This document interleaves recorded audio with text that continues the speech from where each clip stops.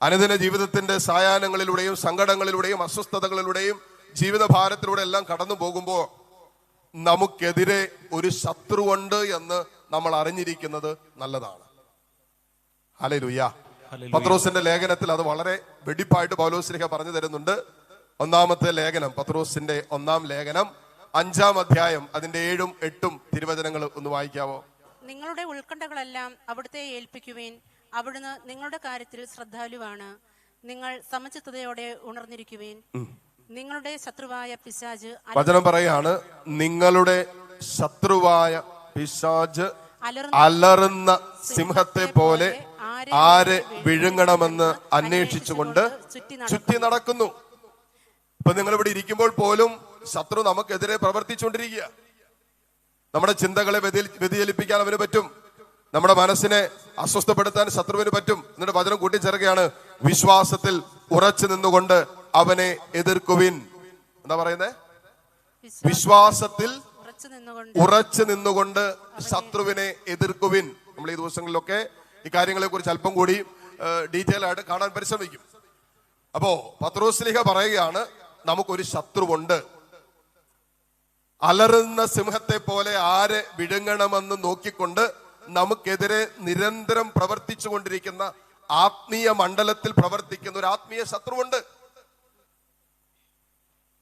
പറഞ്ഞേ hallelujah, hallelujah, hallelujah. ഇനി ഈ ശത്രു നമ്മുടെ ഭൗതിക ജീവിതത്തിൽ, നമ്മുടെ ഒരു ശാരീരികമായ ഭൗതികമായ ജീവിതത്തിന്റെ വിഷയങ്ങളിൽ, നമ്മുടെ വൈകാരിക വിഷയങ്ങളിൽ, മനസ്സുമായി ബന്ധപ്പെട്ട വിഷയങ്ങളിൽ, നമ്മുടെ ആത്മാവിന്റെ തലങ്ങളിൽ, നമ്മുടെ കുടുംബത്തിന്റെ തലങ്ങളിലൊക്കെ ഈ ശത്രു വളരെ ശക്തമായിട്ട് പ്രവർത്തിക്കുന്നുണ്ട്. നിങ്ങള് യെശയ്യാ പ്രവാചകന്റെ പുസ്തകം 54-ാം അധ്യായം 17-ാമത്തെ വചനം ഒന്ന് വായിച്ചേ. കർത്താവ് അരുളി ചെയ്യുന്നു, നിന്നെ ഉപദ്രവിക്കാൻ ഉണ്ടാക്കിയ ഒരായുധവും ഫലപ്രദമാകില്ല. ശ്രദ്ധിക്കുന്ന ഒത്തിരി കുടുംബങ്ങളിലേക്ക് നോക്കിയാല്, ഒത്തിരി ജീവിതങ്ങളിലേക്ക് നോക്കിയാല് അതിശക്തമായ തിന്മയുടെ പ്രവർത്തനം കാണാൻ പറ്റും. പ്രത്യേകിച്ച് നിരന്തരമായ രോഗാവസ്ഥകള്, സാമ്പത്തിക മേഖലയിൽ നിൽക്കുന്ന അസ്വസ്ഥതകള്, ചില തടസ്സങ്ങള്, ഉത്തരം കണ്ടുപിടിക്കാൻ പറ്റണില്ല. ചോദിക്കുന്നത് എന്തുകൊണ്ട് സംഭവിക്കുന്നു? പല കാരണങ്ങളുണ്ട്. ദിവസങ്ങളിൽ നമ്മൾ ഐഡന്റിഫൈ ചെയ്യും എന്തുകൊണ്ട് നമ്മുടെ ജീവിതത്തിൽ, നമ്മുടെ കുടുംബത്തിൽ ചില അനർത്ഥങ്ങള്, ചില അസ്വസ്ഥതകള്, ചില തടസ്സങ്ങള്, ചില രോഗപീഠകള്, പാരമ്പര്യമായി നിൽക്കുന്ന അസ്വസ്ഥതകള്, നമ്മെ നിരന്തരം പീഡിപ്പിച്ചുകൊണ്ടിരിക്കുന്ന, അസ്വസ്ഥപ്പെടുത്തുന്ന മേഖലകളുടെ പിന്നിലുള്ള അടിസ്ഥാന കാരണങ്ങൾ എന്താണ് എന്ന് ദൈവവചനത്തിലൂടെ നമ്മൾ ഐഡന്റിഫൈ ചെയ്യും. അപ്പൊ ഐഡന്റിഫൈ ചെയ്യുന്നതിനനുസരിച്ച്, മനസ്സിലാക്കുന്നതിനനുസരിച്ചാണ് നമുക്ക് സ്വാതന്ത്ര്യവും സൗഖ്യവും വിടുതലും പ്രാപിക്കാൻ പറ്റും. വചനം പറയാണ്, നമുക്കെതിരെ ശത്രു നിരന്തരമായി നമ്മളെ ഉപദ്രവിക്കാൻ 18 വർഷക്കാലം കൂനിപ്പോയ ഒരുവളെ കർത്താവിന്റെ അടുത്തേക്ക് കൊണ്ടുവന്നു. കർത്താവ് എന്നെ ചെയ്തേ? അവളിൽ പ്രവർത്തിച്ചിരുന്ന തിന്മയുടെ സ്വാധീനത്തെ പുറത്താക്കി. വചനം പറയാണ്, അവൾ എഴുന്നേറ്റ് നിന്നു. ഇപ്പൊ ശാരീരികമായി പോലും തിന്മയ്ക്ക് നമ്മൾ ഉപദ്രവിക്കാൻ പറ്റും. ചില രോഗങ്ങൾ ദൈവം അനുവദിച്ചതല്ല. പറഞ്ഞേ ഹല്ലേലൂയ, ഹല്ലേലൂയ, ഹല്ലേലൂയ. ചില രോഗങ്ങളുടെ പിന്നിൽ പോലും, ശാരീരികമായി നമ്മൾ കൊണ്ടു നടക്കുന്ന ചില രോഗങ്ങളുടെ പിന്നിൽ പോലും തിന്മയുടെ സ്വാധീനങ്ങളുണ്ട്. പല കാരണങ്ങളുണ്ട്, പക്ഷെ അതിൽ ഒരു കാരണം തിന്മയുടെ സ്വാധീനമാണ്. അതുകൊണ്ടാണ് 18 വർഷക്കാലം കൂനിപ്പോയ ഒരുവളെ കർത്താവിന്റെ സാന്നിധ്യത്തിൽ കൊണ്ടുവന്നപ്പോ കർത്താവ് അവളിലേക്ക് നോക്കി, അവളിൽ പ്രവർത്തിച്ചിരുന്ന തിന്മയെ കണ്ടു, തിന്മയെ ശാസിച്ചു, തക്ഷണം ശരീരം സുഖം പ്രാപിച്ചു. അപ്പൊ രോഗത്തിന്റെ കാരണം തിന്മയുടെ സ്വാധീനമായിരുന്നു. എന്ന് പറഞ്ഞതുപോലെ നമ്മെ ശാരീരികമായി ഉപദ്രവിക്കാൻ, പീഡിപ്പിക്കാൻ തക്ക വിധത്തിൽ വചനം പറയുന്ന പോലെ നിന്നെ ഉപദ്രവിക്കാൻ ഉണ്ടാക്കിയ ശത്രുവിന്റെ പല ആയുധങ്ങളുണ്ട്. അവന്റെ സകല വഞ്ചനകളും ചതിപ്രയോഗങ്ങളും നമുക്കെതിരെ ഏതെല്ലാം രീതിയിലാണ് പ്രവർത്തിക്കുന്നതെന്ന് നമ്മൾ മനസ്സിലാക്കേണ്ടതുണ്ട്. എന്നിട്ട് യെശയ്യാ പ്രവാചകൻ പറയാണ്, നിന്നെ ഉപദ്രവിക്കാൻ ഉണ്ടാക്കിയ ഒരായുധവും ഫലപ്രദമാവുകയില്ല. നിനക്കെതിരെ വിധി പ്രസ്താവിക്കുന്ന എല്ലാ നാവുകളും നീ ഖണ്ഡിക്കും. ഇനി 2 കൊരിന്തോസ് 11-ാം അധ്യായം അതിന്റെ 3-ാമത്തെ തിരുവചനം നടത്തെ. എന്നാൽ സർപ്പം ഹൗവായെ തന്ത്രപൂർവ്വം ചതിച്ചതുപോലെ നിങ്ങളുടെ ചിന്തകൾ ക്രിസ്തുവിലുള്ള ലാളിത്യത്തിലും വിശുദ്ധിയിലും നിന്ന് വ്യതിചലിപ്പിക്കപ്പെടുമോ എന്ന് ഞാൻ ഭയപ്പെടുന്നു. ശ്രദ്ധിച്ച് കേൾക്കണേ. 2 കോരിന്തോസ് 11:3. എന്നാൽ സർപ്പം, പുരാതന സർപ്പം, സർവ്വലോകത്തെയും വഞ്ചിക്കുന്ന, വെളിപാടിന്റെ പുസ്തകം 11:6 മുതലുള്ള വചനങ്ങളില് 12:6 മുതലുള്ള വചനങ്ങളിൽ നാം വായിക്കുന്ന ആ പുരാതന സർപ്പം, സർവ്വലോകത്തെയും വഞ്ചിക്കുന്ന പിശാചെന്നും സാത്താൻ എന്നും വിളിക്കപ്പെടുന്ന ആ പുരാതന സർപ്പം പറയാണ്. എന്നാൽ സർപ്പം ഹവ്വായെ തന്ത്രപൂർവ്വം ചതിച്ചതുപോലെ നിങ്ങളുടെ ചിന്തകൾ ക്രിസ്തുവിലുള്ള ലാളിത്യത്തിലും വിശുദ്ധിയിലും നിന്ന് വ്യതിചലിപ്പിക്കപ്പെടുമോ എന്ന് ഞാൻ ഭയപ്പെടുന്നു. ശ്രദ്ധിക്കണേ, പൗലോസിലെ പറയാണ്, നിങ്ങളുടെ ചിന്തകളെ, നിങ്ങളുടെ മനസ്സിനെ, നിങ്ങളുടെ ആലോചനകളെ പിശാച് വ്യതിചലിപ്പിക്കുമോ എന്ന് ഞാൻ ഭയപ്പെടുന്നു.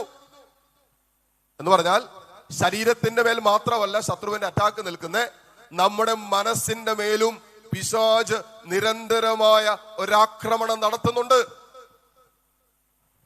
ഈ നാളുകളിലൊക്കെ കൗൺസിൽ മുറിയിൽ ഇരിക്കുമ്പോ ഒത്തിരി പേരുടെ ജീവിതം എല്ലാ ദിവസവും നമ്മുടെ മുമ്പിൽ പഠന വിഷയമായിട്ട് മാറും. ഓരോ ദിവസവും അനേകരുടെ ജീവിതത്തിന്റെ അസ്വസ്ഥതകളും ഭാരവും ഒക്കെ പലപ്പോഴും നമ്മുടെ പ്രാർത്ഥനാ വിഷയമായി, നമ്മുടെ ആത്മീയ ജീവിതത്തിൽ ദൈവത്തോടുള്ള ബന്ധത്തിൽ പ്രാർത്ഥിക്കാനുള്ള വിഷയങ്ങളായിട്ട് മാറുന്ന ഈ നാളുകളിൽ ഞാൻ മനസ്സിലാക്കിയ ഒരു കാര്യമാണ്, ഈ കാലഘട്ടത്തിൽ ശത്രു ഏറ്റവും അധികമായി പ്രവർത്തിച്ചു കൊണ്ടിരിക്കുന്നത് ഒരു മനുഷ്യന്റെ വൈകാരിക തലത്തിലാണ്, ഇമോഷണൽ തലത്തിലാണ്. മനസ്സിന്റെ പീഡയാണ് ശത്രുവിന്റെ അതികഠിനമായ അറ്റാക്കായിട്ട് നിൽക്കുന്നത്. ചിന്തിക്കാൻ പറ്റാത്ത രീതിയിലാണ് ചില മനുഷ്യ മനസ്സിനെ ശത്രു പീഡിപ്പിച്ചുകൊണ്ടിരിക്കുന്നത്. നിസ്സാര കാര്യങ്ങളുടെ മീതെ ആത്മഹത്യയിലേക്ക്, നിരാശകളിലേക്ക്, അമിതാകുലതകളിലേക്ക്, ഭയത്തിലേക്കൊക്കെ ഒരു ജീവിതത്തെ തള്ളിയിടാൻ തക്ക വിധത്തില് ശത്രുവിന് ഒരാത്മാവിന്റെ മേൽ, മനസ്സിന്റെ മേൽ, ജീവിതത്തിന്റെ മേൽ നിയന്ത്രണം എടുക്കാൻ പറ്റുന്ന രീതിയിലാണ് ഇന്ന് നമ്മൾ സഞ്ചരിച്ചുകൊണ്ടിരിക്കുന്നത്. ഉറക്കെ പറഞ്ഞേ ഹല്ലേലൂയാ, പറഞ്ഞേ ഹല്ലേലൂയാ, ഹല്ലേലൂയാ, ഹല്ലേലൂയാ. അതുകൊണ്ട് ശത്രു ഏറ്റവും അധികമായി കാലഘട്ടത്തിൽ അറ്റാക്ക് ചെയ്യുന്നത് നമ്മുടെ മനസ്സിനെയാണ്. ആണെന്താ, മനസ്സിനെ അറ്റാക്ക് ചെയ്താൽ നമ്മുടെ തീരുമാനങ്ങൾ എടുക്കാനുള്ള നമ്മുടെ കഴിവ്, നമ്മുടെ ഇച്ഛാശക്തി, ഇതിനൊക്കെ അഫക്ട് ചെയ്യാൻ പറ്റും. മനസ്സ് ഡിസ്റ്റർബ്ഡ് ആയിട്ട് നിൽക്കുന്ന ഒരാൾക്ക് തീരുമാനം എടുക്കാൻ പറ്റില്ല, പ്രോപ്പർ തീരുമാനം എടുക്കാൻ പറ്റില്ല. മനസ്സ് വല്ലാതെ ആകുലപ്പെട്ട് നിൽക്കുമ്പോ, നിരാശപ്പെട്ട് നിൽക്കുമ്പോ ദൈവം എന്താണ് ആഗ്രഹിക്കുന്നതെന്ന് തിരിച്ചറിയാൻ പോലും പറ്റാത്ത രീതിയിലുള്ള വൈകാരിക മനുഷ്യൻ നിർബന്ധിക്കുന്ന തീരുമാനങ്ങളിലേക്ക് ജീവിതം വഴുതി വീഴാൻ സാധ്യതയുണ്ട്. ഉറക്കെ പറഞ്ഞേ ഹല്ലേലൂയാ, ഹല്ലേലൂയാ, ഹല്ലേലൂയാ. അതുകൊണ്ട് അതിശക്തമായ തിന്മയുടെ പ്രവർത്തനം ഈ കാലഘട്ടത്തിൽ നമ്മുടെ മനസ്സിനെ, ചിന്തകളെ ശത്രു പീഡിപ്പിച്ചുകൊണ്ടിരിക്കുക, മനസ്സിനെ അന്ധമാക്കിക്കൊണ്ടിരിക്കുക. മറ്റു വാക്യം പറഞ്ഞാൽ മനസ്സിനെ ശത്രു അന്ധമാക്കിക്കൊണ്ടിരിക്കുക. എത്രയോ പേരാ നിരാശയിൽ കഴിയുന്നത്. ജനറേഷനിൽ കൈമാറ്റം ചെയ്യപ്പെട്ട ശാരീരിക വൈകാരിക രോഗമായിട്ടല്ല, ജീവിതത്തിന്റെ എന്തൊക്കെയോ അനുഭവങ്ങൾ, മനസ്സിന് താങ്ങാൻ പറ്റാത്ത രീതിയിലുള്ള കഠിനമായ ചില അനുഭവങ്ങളിലൂടെ കടന്നു പോകേണ്ടി വന്ന ഇന്നലകൾ അവരുടെ ജീവിതത്തിലൂടെ കോപ്പപ്പ് ചെയ്യാൻ പറ്റിയില്ല. ആ വിഷയങ്ങൾ അതിജീവിക്കാനുള്ള വൈകാരിക മനുഷ്യന് ബലമില്ല, ആന്തരിക മനുഷ്യന് ശക്തിയില്ലാത്തത് കൊണ്ട് ചില പരാജയങ്ങള്, ചില നഷ്ടങ്ങള്, ചില വേർപാടിന്റെ ദുഃഖങ്ങള്, ചില സ്നേഹിച്ചവരിൽ നിന്നും ഏറ്റെടുക്കേണ്ടി വന്ന വഞ്ചനയുടെ സ്വാധീനങ്ങളൊക്കെ ജീവിതത്തെ വല്ലാതെ തകർത്തിയിട്ട് നിരാശയിലേക്ക് വീണുപോയി. പിന്നെ സ്വയം എഴുന്നേക്കാൻ പറ്റണില്ല. അവസാനം മെഡിക്കൽ ഹെൽപ്പ് സ്വീകരിക്കേണ്ടി വന്നു. ഇന്ന് ആജീവനാന്തം രോഗികളായി മരുന്ന് കഴിച്ച് കഴിഞ്ഞ അനേകം മാസങ്ങളും വർഷങ്ങളുമായി കടന്നുകൊണ്ടിരിക്കുന്നവരെ ലിറ്ററലി എല്ലാ വെള്ളിയാഴ്ചകളിലും ഒരു 3-4 പേരെ ഞാൻ കണ്ടുമുട്ടുന്നുണ്ട്. ഹല്ലേലൂയ. അതിനകത്ത് വരുന്ന, അത് പറയുമ്പോ ഇത് ഒരു പക്ഷപാതമായിട്ട് ചിന്തിക്കരുത്. ഒരുപക്ഷെ നമ്മളെ കാണാൻ വരുന്നതിൽ കൂടുതൽ എണ്ണം സ്ത്രീകളായതുകൊണ്ടായിരിക്കാം വരുന്നതില്. ഇതിൽ പല സ്ത്രീകളും ഇതിനകം ആത്മഹത്യക്ക്, നമ്മുടെ യുവാക്കള് ആത്മഹത്യയെ കുറിച്ച് ചിന്തിക്കുകയോ പരിശ്രമിക്കുകയോ ചെയ്തിട്ടുള്ള കുട്ടികളെ കൊണ്ടുവരുന്നുണ്ട്.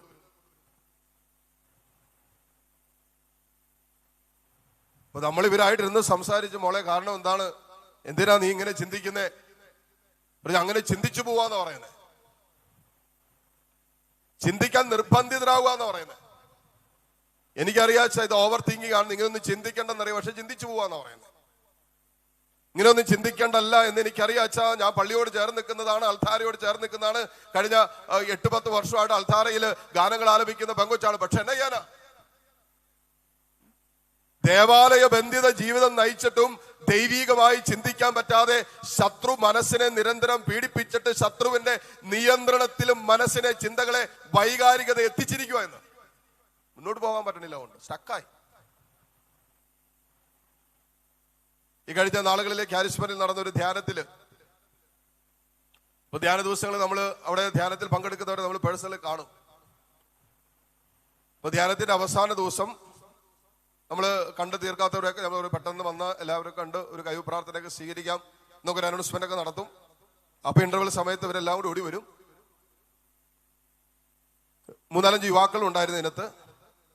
പൊരുത്തം വന്നിരുന്ന് ഞാനീ പറഞ്ഞ പോലെ ഇവനെ തന്നെ കിളി പോയ പോലെ ഇരിക്കുന്നത്. ധ്യാനത്തിന്റെ 3-ാം ദിവസം കഴിഞ്ഞ് ആളിച്ചിരി ഓഫാ. ഞാൻ ചെല്ലണം, നീ ഇങ്ങനെയൊക്കെ ഇരിക്കുന്നത്. അച്ഛാ പറ്റണില്ല അച്ഛാ. എന്നാ പറ്റി? ഞാന് എന്റെ കുടുംബത്തില് ഞങ്ങൾ വലിയ സ്നേഹമാണ്. അപ്പൊ ഇവന്റെ അപ്പൻ, അമ്മ, ഇവന്റെ പെങ്ങള് 4 പേരേ ഉള്ളൂ. വലിയ സ്നേഹമാണ്. അതുകൊണ്ട് തന്നെ സ്നേഹത്തിൽ വഞ്ചിക്കപ്പെടുന്നതിന് അനുഭവം ഇന്ന് വരെ അവന്റെ ജീവിതത്തിൽ ഉണ്ടായിട്ടില്ല. നല്ല സ്നേഹമാണ് അവര്. അങ്ങനെ സ്നേഹത്തിൽ പൊക്കോണ്ടിരുന്ന സമയത്താണ്, ഇവൻ പഠിച്ചുകൊണ്ടിരിക്കുന്ന സമയത്ത് തന്നെ ഒരു പെങ്കൊച്ചിനെ കണ്ടു. അവനങ്ങനെ വലിയ താല്പര്യമൊന്നുമില്ലായിരുന്നു, അവനങ്ങനെ പോകാനും താല്പര്യമില്ലായിരുന്നു. പിന്നെ ഈ പെങ്കൊച്ചിവന്റെ പുറകെ നടന്ന് നിർബന്ധിച്ച കാരണം എന്നാ പിന്നെ തോന്നി എന്നോക്കെ വീട്ടുകാരോട് പറഞ്ഞു. ഇവൻ അങ്ങനെ ഒളിച്ചു പാത്തൊന്നുമല്ല, വീട്ടുകാരോട് പറഞ്ഞു ഇങ്ങനെയാണ്. വീട്ടുകാർ പറഞ്ഞു ഓക്കെ. വീട്ടുകാരുടെ പെർമിഷൻ എടുത്തതിന് ശേഷം ഇവന്റെ സ്നേഹഫലകത്തിൽ ഈ പെങ്കൊച്ചിനെ കൂടി ചേർത്തു. അങ്ങനെ ഇവന്റെ ഡിഗ്രി കാലഘട്ടത്തിന്റെ 2-ാം വർഷവും 3-ാം വർഷവും ഒക്കെ അങ്ങനെ പോയി. ഡിഗ്രി കഴിഞ്ഞ് അതിന്റെ ഒരു ഹയർ സ്റ്റഡീസിന് ചേർന്ന സമയത്ത് ഈ പെങ്കൊച്ച് പ്രത്യേകിച്ച് കാരണങ്ങളൊന്നും പറയാതെ തന്നെ ഇവൻ ഇട്ടിട്ട് പോയി. പ്രത്യേകിച്ച് ഇവന്റെ ഒരു വിഷമതാണ്. പക്ഷെ ഞാൻ ആത്മാർത്ഥമായിട്ട് സ്നേഹിച്ചത്, എനിക്ക് അവൻ ഉപേക്ഷിക്കണമെന്നൊരു ചിന്ത പോലും എന്റെ വൈൽഡസ്റ്റ് ഇമാജിനേഷനിലില്ല, എന്റെ ചിന്തകളില്ല. പക്ഷെ ഒരു സുപ്രഭാതത്തിൽ ഇവളെ ഇട്ടിട്ട് അങ്ങോട്ട് പോയി. അവൾക്ക് കുഴപ്പമില്ല, പക്ഷെ എനിക്ക് താങ്ങാൻ പറ്റണില്ല അച്ഛാ, എനിക്ക് താങ്ങാൻ പറ്റണില്ല. അങ്ങനെ താങ്ങാൻ പറ്റാതെ വന്നിട്ട് ഇവൻ കംപ്ലീറ്റ് ഔട്ടായി. വീട്ടിൽ വന്ന് വാലടച്ചിട്ട് ഇരിപ്പായി, ആരോട് സംസാരിക്കാതെ മിണ്ടാതെയായി, കംപ്ലീറ്റ് ഡിപ്രഷനിലായി. പിന്നെ വീട്ടുകാർ ഹോസ്പിറ്റലിൽ കൊണ്ടുപോയി മെഡിസിൻ എടുക്കാൻ തുടങ്ങി. ധ്യാനത്തിന് വരുമ്പോ കുറച്ച് മാസങ്ങളായിട്ട് അവൻ മരുന്ന് എടുത്തുകൊണ്ടിരിക്കുകയാണ്. ഇപ്പൊ നമ്മളിതിങ്ങനെ പല സമയത്ത് കേട്ടുകൊണ്ടിരിക്കുന്ന വിഷയങ്ങളാണ്. ഇത് കഴിഞ്ഞിട്ട് വന്ന 2 പെൺകുട്ടികളുടെ സമാനമായ അവസ്ഥ, 3 പേര് അടുപ്പിച്ച്. അപ്പൊ ഞാൻ അവിടെ നിന്ന് ശുശ്രൂഷകരോട് ചോദിച്ചു, ഇനി യൂത്ത് അല്ലാതെ വേറെ വല്ലവരെ ഇടയ്ക്കൊന്ന് വിട്ടിട്ട് ബാക്കിയുള്ളവരെ വിട്ടാൽ മതി. കാരണം എന്താ, 3 പേരും സെയിം പ്രോബ്ലം. ഇവരെ സ്നേഹിച്ചവർ ഇവർ ഉപേക്ഷിച്ചു, ഇതാണ് വിഷയം. അതിന്റെ പേരിൽ ഇവരുടെ മനസ്സ് തളർന്നു, ജീവിക്കാനുള്ള പ്രത്യാശ നഷ്ടപ്പെട്ടു, മുന്നോട്ട് പോകാൻ പറ്റാത്ത അവസ്ഥ ഇവരുടെ ജീവിതമായി. ഇപ്പൊ ജീവിതത്തിന്റെ ഇന്നലകളിൽ സംഭവിച്ചിട്ടുള്ള നമ്മുടെ വൈകാരിക മനുഷ്യനേൽക്കുന്ന ഒരു അസ്വസ്ഥത, നമുക്ക് ഒരുപക്ഷെ താങ്ങാൻ പറ്റുന്നതിനുപരിയായി നമ്മുടെ ജീവിതം കടന്നു പോകുന്ന ചില ദുരനുഭവങ്ങൾ, മുറിയപ്പെടുന്ന, തകർക്കപ്പെടുന്ന, തിരസ്കരിക്കപ്പെടുന്ന, ഒറ്റപ്പെട്ടു പോകുന്ന, സ്നേഹിച്ച് വഞ്ചിക്കപ്പെടുന്ന ചില അനുഭവങ്ങളിലൂടെ കടന്നു പോയിട്ടുള്ള നമ്മളിൽ പലരും ചിലപ്പോൾ ആ വിഷയം ഇന്നും ക്യാരി ചെയ്ത് ആ വിഷയത്തിലൂടെ തിന്മയെടുത്ത അവന്റെ സ്വാധീനങ്ങൾ നമ്മൾ ഇന്നും മനസ്സിനെ, നമ്മുടെ ചിന്തകളെ, നമ്മുടെ വൈകാരികത, നമ്മുടെ ബന്ധത്തെ, സ്വഭാവത്തെ പോലും, ദൈവത്തെ സ്നേഹിക്കുന്നതിൽ പോലും ഇത് അസ്വസ്ഥതകൾ ഉണ്ടാക്കുന്നുണ്ട്. അവർക്ക് പറഞ്ഞ ഹല്ലേലൂയ, പലതരം പറഞ്ഞ ഹല്ലേലൂയ, ഹല്ലേലൂയ, ഹല്ലേലൂയ, ഹല്ലേലൂയ. അതുകൊണ്ട് നമുക്ക് ദൈവത്തെ സ്നേഹിക്കുന്നതിൽ പോലും, സഹോദര സ്നേഹത്തിൽ പോലും, ബന്ധങ്ങളിൽ പോലും തിന്മയ്ക്ക് ശക്തമായിട്ട് പ്രവർത്തിക്കാൻ പറ്റും നമ്മുടെ മനസ്സിനെ അറ്റാക്ക് ചെയ്താൽ. നിരന്തരമായ ആത്മഹത്യ ചിന്തയുണ്ടോ? അതിനർത്ഥം എന്നാ, നിന്റെ മനസ്സ് അറ്റാക്കഡാണ്, തിന്മ അറ്റാക്ക് ചെയ്യുന്നുണ്ട് നിന്റെ മനസ്സിനെ. നിസ്സാര കാര്യങ്ങളിൽ നീ നിരാശപ്പെടുന്നുണ്ടോ? നിന്റെ മനസ്സിന്റെ നിയന്ത്രണം നിന്റെ ഇല്ല. ഉണ്ടെങ്കിൽ നിനക്ക് അത് പുറത്തു വരാമല്ലോ, പറ്റണില്ലല്ലോ. ഓവർ തിങ്ക്, അമിതമായ ചിന്തകള്, നിസ്സാര കാര്യങ്ങൾ നിന്റെ മനസ്സിനെ അമിതമായി ഭയപ്പെടുത്തുന്നുണ്ടോ? അങ്ങനെയാണെങ്കിൽ നിന്റെ മനസ്സിനെ ശത്രു നിയന്ത്രണം എടുക്കുന്നുണ്ട്. വിശുദ്ധ ഇടങ്ങളിൽ ഇരിക്കുമ്പോൾ പോലും നിന്റെ ചിന്തകളെ അശുദ്ധമാക്കുന്നുണ്ടോ? അങ്ങനെയെങ്കിൽ ശത്രു നിന്റെ ചിന്തകളെ മലിനമാക്കുന്നുണ്ട്. Hallelujah, hallelujah. ഉറക്കെ പറഞ്ഞേ ഹല്ലേലൂയ, ഹല്ലേലൂയ, ഹല്ലേലൂയ. ഹല്ലേലൂയ. അതുകൊണ്ട് നമ്മുടെ മനസ്സിന്റെ മേൽ നിരന്തരമായ ഒരു അറ്റാക്ക് ശത്രുവിനുണ്ട്. അതെന്തിനാന്ന് ചോദിച്ചാൽ, നമുക്ക് ദൈവ സ്നേഹത്തിന്റെ തീരുമാനങ്ങൾ നമ്മൾ എടുക്കരുത്. നമ്മുടെ മനസ്സിനെ ശത്രു അന്ധമാക്കും. വചനം പറയുന്ന ഒരു ദുരാത്മാവിന്റെ പ്രവർത്തനമുണ്ട്, മൈൻഡ് ബ്ലൈൻഡിങ് സ്പിരിറ്റ് എന്നാണ് വചനം പറയുന്നത്.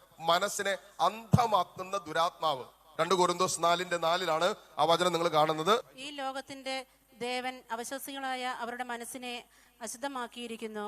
ഈ ലോകത്തിന്റെ ദേവൻ 1 യോഹന്നാൻ 5:19 നാം വായിക്കുന്നതാണ്, ലോകം മുഴുവനും ദുഷ്ടന്റെ ശക്തി വലയത്തിലാണെന്ന് നാം അറിയുന്നു. എന്നിട്ട് വചനം കൂട്ടിച്ചേർക്കാണ്, ഈ ലോകത്തിന്റെ ദേവൻ അവിശ്വാസികളായ അവരുടെ മനസ്സിനെ അന്ധമാക്കി. മനസ്സിനെ അന്ധമാക്കി. അതുകൊണ്ട് ഇപ്പൊ എന്നാ സംഭവിക്കുന്നത്? ബാക്കി തന്നിമിത്തം അത് തന്നിമിത്തം മനസ്സന്ധമായി പോയത് കൊണ്ട് തന്നിമിത്തം ദൈവത്തിന്റെ പ്രതിരൂപമായ ക്രിസ്തുവിന്റെ മഹത്വമേറിയ സുവിശേഷത്തിന്റെ പ്രകാശം അവർക്ക് ദൃശ്യമല്ല. കണ്ടോ? ക്രിസ്തുവിലൂടെ വെളിപ്പെടുത്തപ്പെട്ട, ലോകത്തിന് വെളിപ്പെടുത്തപ്പെട്ട പ്രകാശം ദൃശ്യമല്ല. ക്രിസ്തുവിലൂടെ വെളിപ്പെടുത്തപ്പെട്ട രക്ഷ ദൃശ്യമല്ല. ക്രിസ്തുവിലൂടെ വെളിപ്പെടുത്തപ്പെട്ട സൗഖ്യം ദൃശ്യമല്ല. ക്രിസ്തുവിലൂടെ വെളിപ്പെടുത്തപ്പെട്ട സ്വാതന്ത്ര്യവും വിടുതലും ഇങ്ങനെ കാണാൻ പറ്റാത്ത രീതിയിൽ ശത്രു മനസ്സിനെ അന്ധമാക്കി അടച്ചു കളഞ്ഞു എന്ന് പറയുന്നത്. അപ്പൊ ഒന്നും കാണത്തില്ല. ക്രിസ്തുവിൽ എനിക്ക് സൗഖ്യമുണ്ടെന്നും എനിക്ക് വിടുതലുണ്ടെന്നും എനിക്ക് വീണ്ടെടുപ്പുണ്ടെന്നും എനിക്ക് രക്ഷയുണ്ടെന്നും എന്നെ സ്നേഹിക്കുന്നതിന്റെ കർത്താവ് ഉണ്ടെന്നും മനസ്സിലാക്കാൻ പറ്റാത്ത രീതിയിൽ മനുഷ്യ മനസ്സുകളെ ശത്രു വഞ്ചിച്ചു. ചിലരൊക്കെ നുണ പറഞ്ഞ് ശത്രു വഞ്ചിച്ചിട്ടേക്കാം. Praise the Lord. ഉറക്കെ പറഞ്ഞേ ഹല്ലേലൂയ, ഹല്ലേലൂയ, ഹല്ലേലൂയ. പിശാചിന്റെ ഏറ്റവും വലിയ നുണ എന്താണെന്ന് ചോദിച്ചാൽ എന്താ പറയാ? ഒറ്റ വാക്കിൽ പിശാചിന്റെ ഏറ്റവും വലിയ നുണ എന്തായിരിക്കും? അവൻ നുണയുടെ എന്തോ പിതാവുമാണെന്നാണ് വചനം പറയുന്നത്. ദൈവത്തിന്റെ സ്വഭാവം എന്താ? സ്ഥായിയായ സ്വഭാവം എന്താ? ദൈവം ഉറക്കെ പറ, സ്നേഹമാണ്. ദൈവം സ്നേഹമാണ്. അപ്പൊ സ്നേഹമായിരിക്കുന്ന ദൈവത്തെ അവനായിരിക്കുന്ന അവസ്ഥയിൽ അവൻ എങ്ങനെ നമ്മെ സ്നേഹിച്ചു എന്ന് മനസ്സിലാക്കാൻ പറ്റാത്ത രീതിയിൽ ശത്രു നമ്മോട് നുണ പറയും.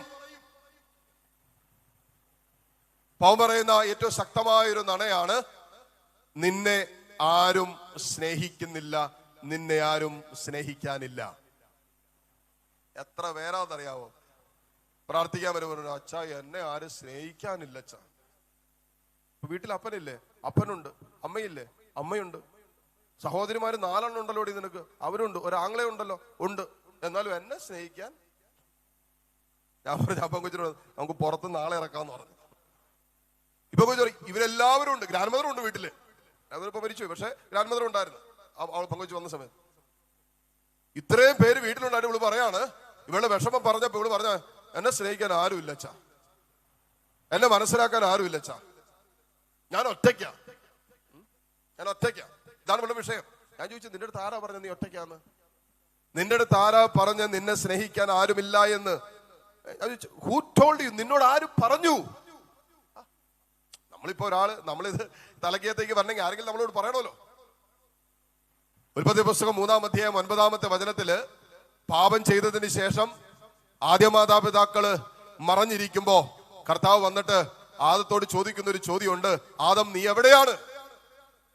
ആദം നീ എവിടെയാ? അതിന് ആദം കൊടുത്ത മറുപടി എന്നാന്നറിയാവോ? അത് തന്നെ പറഞ്ഞേ.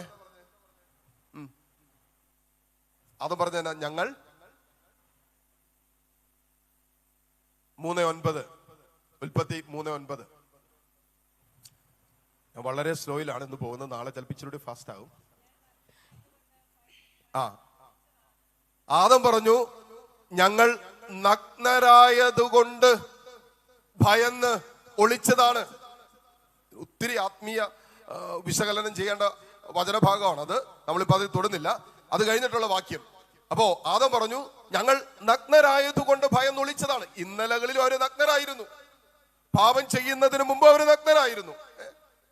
അന്നും കർത്താവിന്റെ കൂടെ നഗ്നതയിൽ തന്നെ അവർ നടന്നത്, കുഴപ്പമില്ലായിരുന്നു. അപ്പൊ അവരോട് ഞങ്ങൾ നഗ്നരായതുകൊണ്ട് ഭയന്ന് ഒളിച്ചതാണ്. അതിന് കർത്താവ് കൊടുക്കുന്ന മറുപടി എന്നാ? അവിടുന്ന് ചോദിച്ചു, നീ നഗ്നനാണെന്ന് നിന്നോട് ആര് പറഞ്ഞു? Who told you that you are naked? നീ നഗ്നനാണെന്ന് നിന്നോട് ആരാ പറഞ്ഞേ? ഞാൻ പറഞ്ഞു.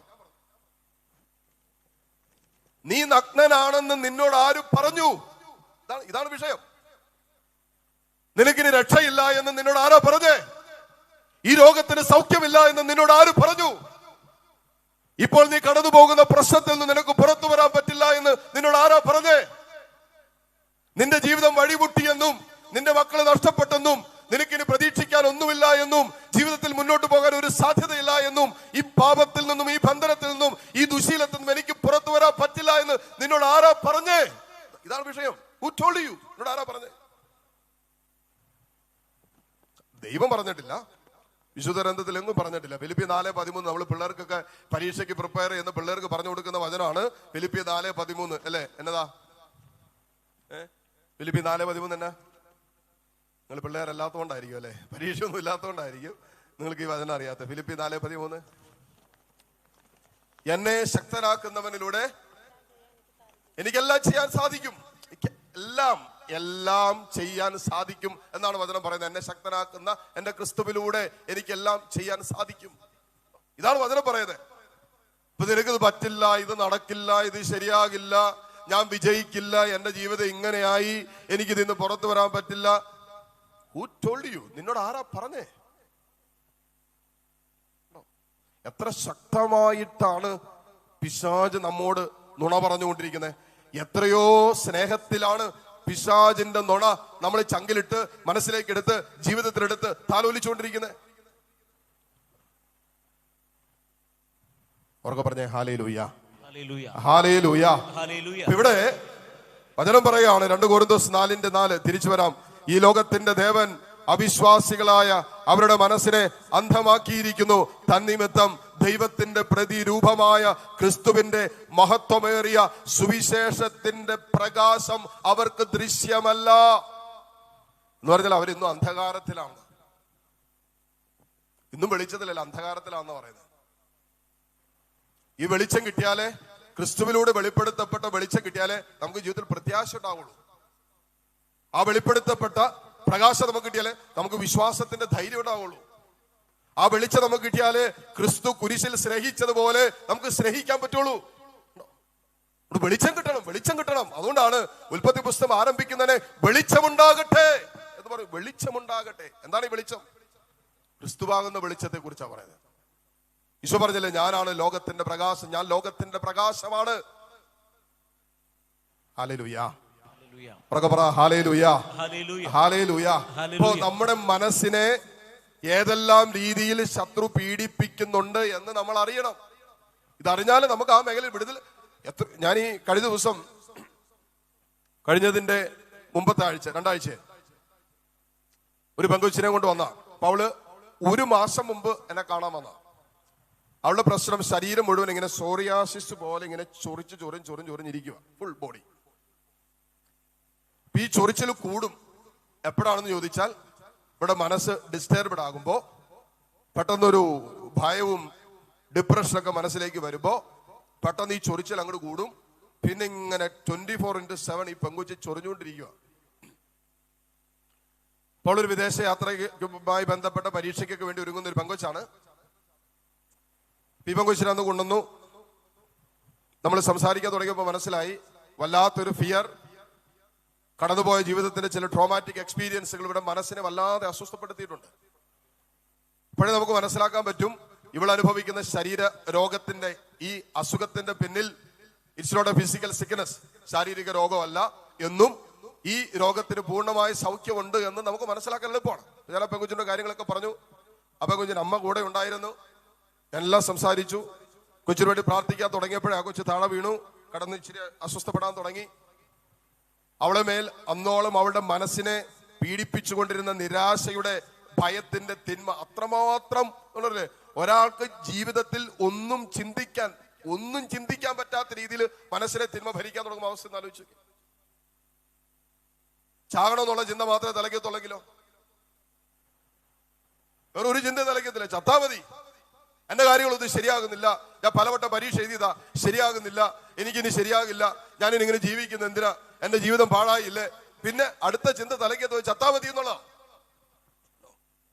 പിന്നെ അങ്ങനെ ചിന്തിച്ചുകൊണ്ടിരിക്കുന്നത്. പ്രാർത്ഥിക്കാൻ തുടങ്ങിയപ്പോൾ ഈ പെങ്കുച്ച് താഴെ വീണ് കുറച്ചു നേരമൊക്കെ ഒന്ന് ബ്രേക്ക് ചെയ്തു. ആ പെങ്കുച്ചിന്റെ അമ്മയും കൂടെ ഉണ്ടായിരുന്നു.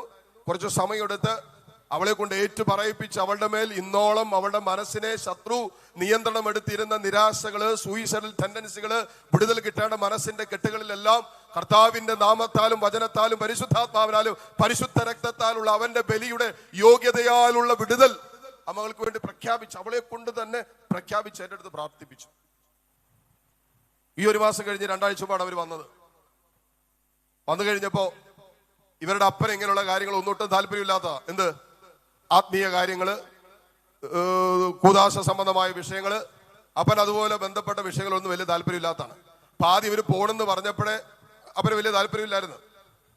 പക്ഷേ പോയി 1 മാസം കൊണ്ട് ഇവളുടെ ശരീരത്തിൽ സംഭവിച്ച അത്ഭുതകരമായ വിടുതലിലൂടെയുള്ള ശാരീരിക സൗഖ്യം കണ്ടു കഴിഞ്ഞപ്പോ ഇവള് മനസ്സ് വീണ്ടും അസ്വസ്ഥപ്പെടാൻ തുടങ്ങിയപ്പോ അപ്പനാണ് അമ്മയെ വിളിച്ചിട്ട് പറഞ്ഞത്, നീ അവളെ കൊണ്ട് അച്ഛൻ്റെ അടുത്ത് ഒന്നും കൂടി പോകാൻ നോക്കണേ. ഇവളൊരു ദൈവവിശ്വാസിയല്ല, കൗതാശിക ജീവിതമൊന്നുമില്ല, അങ്ങനെ വലിയ പ്രാർത്ഥനയുള്ള മനുഷ്യനുമല്ല.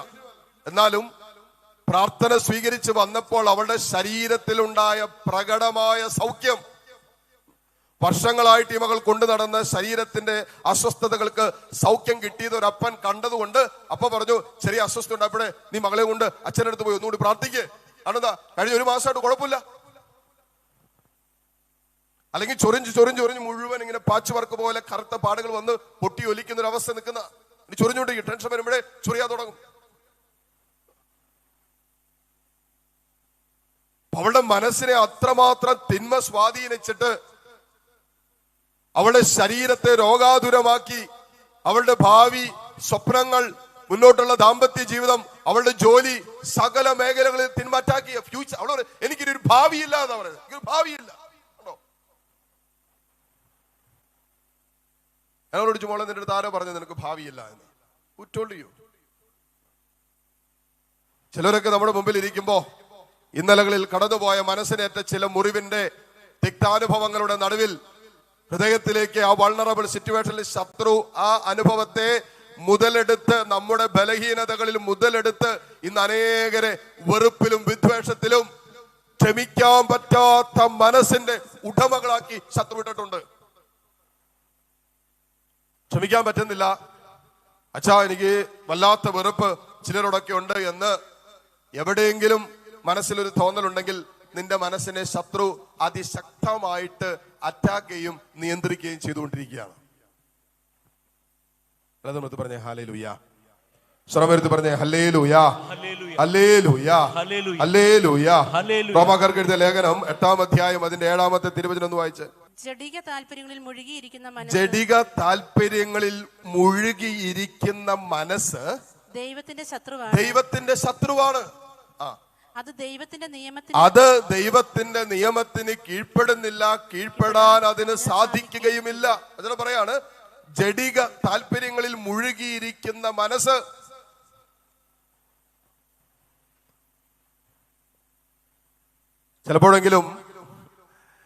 ചിലപ്പോ നമ്മുടെ ഈ യുവജനങ്ങളായിട്ടുള്ള ഒത്തിരി യൗവനങ്ങളെ നമ്മൾ കണ്ടുകൊണ്ടിരിക്കുന്നതുകൊണ്ടും കാരിസ്മയിൽ അങ്ങനെ വലിയൊരു യുവജന കൂട്ടായ്മ ഉള്ളത് കൊണ്ടും ഇവരോടൊക്കെ സംസാരിക്കുമ്പോൾ നമ്മൾ വിചാരിക്കും ഓക്കെ, അത് യൗവനത്തിൻ്റെതായ അവരിൽ സംഭവിക്കുന്ന ശാരീരികവും ഹോർമോണൽ ചേഞ്ചിൻ്റെതായ ഒരു ജിജ്ഞാസയുടെ വെളിച്ചത്തിലുള്ള ഒരു താല്പര്യമാണ് എന്ന് നമുക്ക് തോന്നാം. നിൽക്കട്ടെ. പക്ഷേ വിവാഹം കഴിഞ്ഞ് കുഞ്ഞുങ്ങളുള്ളവര്, വിവാഹം കഴിഞ്ഞ് മക്കളുള്ള ചില വ്യക്തികളെ കണ്ടുമുട്ടുമ്പോ ഇന്നും ചില ജഡിക പാപത്തിന്റെ ബന്ധനത്തിലാണ്. അങ്ങനെ ചിന്തിക്കാൻ പറ്റുന്നുള്ളതാണ്. ഒരു സഹോദരന്റെ അടുത്ത് പറഞ്ഞിട്ടുണ്ട്, അച്ഛാ കാരിസ്മൻ ഒത്തിരി അകലെയല്ലാത്ത ഒരു കുടുംബമാണ്. കാരിസ്മനിൽ ശുശ്രൂഷ അറ്റൻഡ് ചെയ്യാനും പ്രാർത്ഥിക്കാനൊക്കെ വരുന്നതാണ്. അപ്പൊ എൻ്റെ അടുത്ത് ഒരു ദിവസം വന്നിട്ട് പറഞ്ഞു, അച്ഛാ അച്ഛന് സമയം കിട്ടുമ്പോൾ എന്റെ ജീവിത പങ്കാളി ഒന്ന് കാണാമോ എന്ന് ചോദിച്ചെന്നാ ഇച്ചിരി മാറി നിൽക്കാവോ, എനിക്ക് സ്വകാര്യമായിട്ട് പറയാനാന്ന് പറഞ്ഞു. അപ്പൊ കുറച്ചധികം പേരുണ്ടായിരുന്നു. അപ്പൊ ഞാൻ ഇച്ചിരി മാറി. പുള്ളിക്കാരത്ത് പറഞ്ഞു, എന്റെ അച്ഛാ 2 പിള്ളേരുണ്ട്, 2 പെൺമക്കളാ. ഈ പുള്ളി വീട്ടിലിരുന്ന് അപ്പോ ഈ പിള്ളേർക്ക് പഠിക്കാനൊക്കെ ആയിട്ട് ഒരു കമ്പ്യൂട്ടർ വീട്ടിൽ വെച്ചിട്ടുണ്ട്. ആ കമ്പ്യൂട്ടറിൽ ഇന്റർനെറ്റ് കണക്ഷൻ ഉണ്ട്. അത് പബ്ലിക്കായിട്ട് വെച്ചിരിക്കുന്നത് പിള്ളേര് ദുരുപയോഗിക്കാതിരിക്കാനാണ് പബ്ലിക്കായിട്ട് വെച്ചിരിക്കുന്നത്. എന്നിട്ട് ഈ അമ്മ പറഞ്ഞാണ്, ഈ സഹോദരി പറഞ്ഞാണ്, എന്റെ അച്ഛാ പിള്ളേര് സ്കൂളിൽ പോയി കഴിഞ്ഞാൽ എന്റെ ജീവിത പങ്കാളി അതുകൊണ്ട് പറയാൻ എനിക്ക് വിഷമമുണ്ട്. ഈ സഹോദരൻ ഈ കമ്പ്യൂട്ടർ തുറന്ന് അതിനകത്ത് കണ്ടുകൊണ്ടിരിക്കുന്നത് എന്താണെന്ന് വെച്ചാ എനിക്ക് പറയാൻ പറ്റിയല്ല അച്ഛാ. രാവിലെ മുതൽ വൈകിട്ട് വരെ സ്വന്തം ജീവിത പങ്കാളി ആ മുറിയിൽ കൂടി പോകുമ്പോ ഭർത്താവ് കണ്ടുകൊണ്ടിരിക്കുന്ന കാര്യങ്ങളാണ് ഞാൻ ഈ പറഞ്ഞുകൊണ്ടിരിക്കുന്നത്. എന്നിട്ട് ഈ മക്കൾ ഒരു ദിവസം അമ്മയോട് പറഞ്ഞൊരു കാര്യം എന്താണെന്നറിയാവോ? അമ്മയൊന്ന് അപ്പനോട് പറയാവോ, ഇവര് കമ്പ്യൂട്ടർ പഠിക്കാൻ വേണ്ടി ഓപ്പൺ ആക്കിയപ്പോൾ അവിടെ ക്ലോസ് ചെയ്യാതിട്ടിരുന്ന പല ടാബുകളും തുറക്കാൻ പറ്റാത്ത സാധനങ്ങളാ. ഈ കുഞ്ഞു മക്കള് അമ്മയോട് പറഞ്ഞു, അമ്മയൊന്ന് പറയാവോ, അപ്പൻ കണ്ടുകൊണ്ടിരിക്കുന്ന ഇതാണ്, അപ്പനോടൊന്ന് പറയാവോ മക്കള് പറഞ്ഞ്. ഒരു കുടുംബ കലഹം ഉണ്ടാക്കണ്ടല്ല എന്ന് കരുതിയാണ് ഈ സഹോദരൻ എന്നോട് പറഞ്ഞു, അച്ഛാ അച്ഛനൊരു കാര്യം ചെയ്യാവോ, പുള്ളിനെ അച്ഛൻ അറിയാലോ, എന്തെങ്കിലും വരുമ്പോ ചുമ്മാ അച്ഛനെ ഒന്ന് പിടിച്ചു നിർത്തിയിട്ട് എന്നാ കണ്ട് വിശേഷം ചോദിക്കണം, എന്നിട്ട് അച്ഛൻ പ്രാർത്ഥിക്കാന്ന് പറയണം. പുള്ളിക്കാരത്ത് എനിക്ക് ഗൈഡൻസ് തരുക, പ്രാർത്ഥിക്കാന്ന് പറയണം. എന്നിട്ട് അച്ഛൻ പ്രാർത്ഥിച്ചിട്ട് ഞാൻ പറഞ്ഞ കാര്യങ്ങളൊക്കെ ഒന്ന് ചോദിക്കണം, പരിശുദ്ധാത്മാവ് വെളിപ്പെടുത്തിയതാണെന്ന് പറഞ്ഞാൽ മതി എന്ന്. അപ്പൊ ഞാൻ പറഞ്ഞു, കൊള്ളാം, ചേച്ചിയുടെ ഒരു ഡെസ്പറേഷൻ ആ ഒരു അവസ്ഥയിൽ നിന്നാണ് പറയുന്നത്, ശരിയാണ്. ഞാൻ പറഞ്ഞു, നമുക്കങ്ങനെ ചെയ്യാൻ പറ്റിയല്ലോ ചേച്ചി. വിളിച്ചിട്ട് ചേച്ചി പറഞ്ഞ കാര്യങ്ങളൊക്കെ പരിശുദ്ധാത്മാവ് പറഞ്ഞാണെന്ന് പറഞ്ഞ് നമുക്ക് അങ്ങനെ ചെയ്യാൻ പറ്റുമോ? പരിശുദ്ധാത്മാവ് പറയുവാണെങ്കിൽ നമുക്ക് പറയാം. അതല്ലാതെ ചേച്ചി പറഞ്ഞു പരിശുദ്ധാത്മാവ് പറഞ്ഞാണെന്ന് പറഞ്ഞുകൊണ്ട് ഞാൻ പറയണമെന്ന് പറഞ്ഞാൽ അത് ഇച്ചിരി ബുദ്ധിമുട്ടുള്ള കാര്യമല്ലേ? അച്ഛൻ എന്തേലും ചെയ്യാമോ? പുള്ളിക്കാരത്ത് അച്ഛൻ എങ്ങനെയെങ്കിലും നമുക്ക് മനസ്സിലാക്കാൻ പറ്റും. ആ സഹോദരി കടന്നു പോകുന്ന ബുദ്ധിമുട്ട്, സ്ട്രഗിൾ എന്താണെന്ന് നമുക്ക് ഗ്രഹിക്കാൻ പറ്റും. ഒരപ്പൻ, കുടുംബത്തിന്റെ കുടുംബനാഥൻ, 2 പെൺമക്കള്, വളർന്നു വരുന്ന 2 പെൺമക്കളുള്ള ഒരപ്പൻ ഈ മക്കള് ഉള്ളപ്പോഴും ഇല്ലാത്തപ്പോഴും പബ്ലിക്കായിട്ടിരുന്ന് കമ്പ്യൂട്ടർ തുറന്നു വെച്ചിട്ട് കണ്ടുകൊണ്ടിരിക്കുന്നത് അപരന്റെ നഗ്നതയാണ്. ഇതാ കണ്ടുകൊണ്ടിരിക്കുന്നത് മുഴുവൻ സമയം. ഈ സഹോദരൻ പറയണ്ട, അച്ഛാ എനിക്ക് ചില സമയത്ത് എനിക്ക് വല്ലാത്ത വിഷമം തോന്നും. ഞാൻ ഈ മനുഷ്യനോട് പറഞ്ഞു, നമുക്ക് 2 പിള്ളേരുള്ളതല്ല, പിള്ളേരെ ഓർത്തെങ്കിലും. പുള്ളിയുടെ പ്രശ്നം എന്താണെന്നറിയോ? പുള്ളിക്ക് ഇതൊരു അഡിക്റ്റഡ് പോലെ, പുള്ളിക്ക് അത് കാണാതിരിക്കാൻ പറ്റാത്ത അവസ്ഥ. ജഡിക താല്പര്യങ്ങളിൽ മുഴുകിയിരിക്കുന്ന മനസ്സ് ദൈവത്തിന്റെ ശത്രുവാണ്. അതിനെ പറയാണ്, ദൈവത്തിന്റെ നിയമത്തിന് അത് കീഴ്പ്പെടുന്നില്ല, കീഴ്പ്പെടാൻ അതിന് സാധിക്കുകയുമില്ല. എന്നിട്ട് അടുത്ത വചനം കൂട്ടിച്ചേർക്കുകയാണ്, ജഡിക പ്രവണതകൾക്കനുസരിച്ച് ജീവിക്കുന്നവർക്ക് ദൈവത്തെ പ്രസാദിപ്പിക്കുക സാധ്യമല്ല. അവർക്ക് പറഞ്ഞേ ഹല്ലേലൂയ, ഹല്ലേലൂയ, ഹല്ലേലൂയ. അത്രേ ശക്തമായിട്ട് ചില മനസ്സിനെ ശത്രു പീഡിപ്പിക്കാൻ തുടങ്ങി കഴിയുമ്പോ മനസ്സിന്റെ നിയന്ത്രണം നഷ്ടപ്പെട്ടു പോവാ. നമുക്ക് നമ്മുടെ മനസ്സിനെ നിയന്ത്രിക്കാൻ പറ്റണില്ല. ഒരു വൈകാരിക മനുഷ്യന്റെ നിയന്ത്രണം നഷ്ടപ്പെടുന്ന രീതിയിൽ നമ്മുടെ വൈകാരികതയെ, നമ്മുടെ മനസ്സിനെ, നമ്മുടെ ചിന്തകളെ, പൗലോസ്ലീഹ പറഞ്ഞതുപോലെ നിങ്ങളുടെ ചിന്തകളെ സർപ്പം ഹവ്വായെ വ്യതിചലിപ്പിച്ചതുപോലെ ക്രിസ്തുവിന്റെ സ്നേഹത്തിലും പരിശുദ്ധിയിൽ നിന്ന് വ്യതിചലിപ്പിക്കപ്പെടുമോ എന്ന് ഞാൻ ഭയപ്പെടുന്നു. ഇത് ഭയപ്പെടേണ്ട വിഷയമല്ല, ഇത് സത്യമായ വിഷയമാണ്.